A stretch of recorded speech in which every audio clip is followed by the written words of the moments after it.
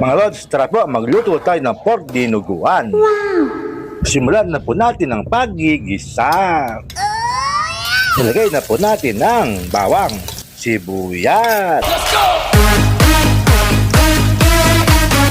baboy na pang dinuguan. Timplahan na po natin ang pangpalasa, patis at paminta. Haluin lang po natin at takpan at buksan. Malambot na po ang karne. Atin na po ilalagay ang dugo ng baboy. Haluin lang po natin at takpan at buksan. At ilalagay na po natin ang ating siling green.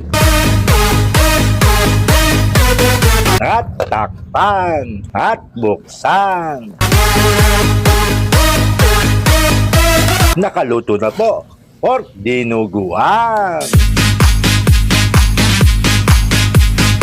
At kung nagustuhan niyo po ang aking video, paki-follow, like, and share naman po.